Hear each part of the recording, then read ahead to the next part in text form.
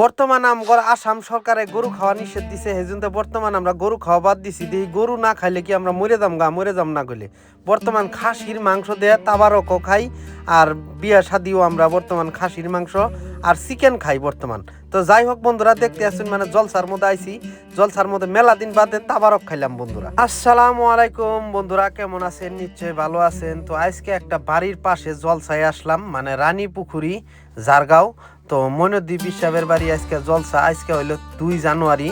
তো আজকে 2 জানুয়ারি তারিখে আর কি জলসাটা হয়। তো দেখতে আসেন বন্ধুরা, বহুত পরিমাণে মানুষ আইছে, দোকান পহরে মানে মানুষ ঘোরাঘুরি করতেছে। তো ভাবলাম যে দোকান পাহাড়ে ঘোরাঘুরি মানে একটা জর্দা পানকে খাইয়া শরীরটা গরম করে নিলাম।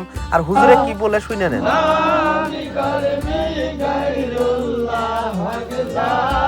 একটা বেলেগ বস্তু আর এটা যেহেতু যারা লেখাপড়া করছে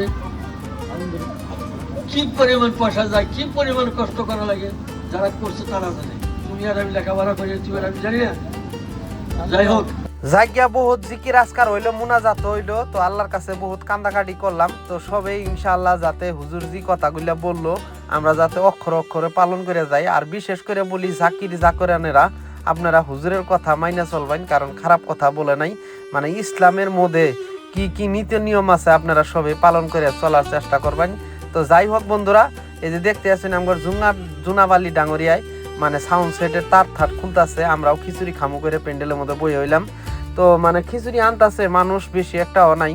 তো যাই হোক, ঠান্ডার দিনে যেতটুকু মানুষ হয়েছে খুব সুন্দর মানুষ হয়েছে ইনশাল্লাহ। আমার সাথে আছে জহুরুল, মানে কমসে কম 7-8 বছর বাদে খাইতেছি মানে এই জলসার তাবারক।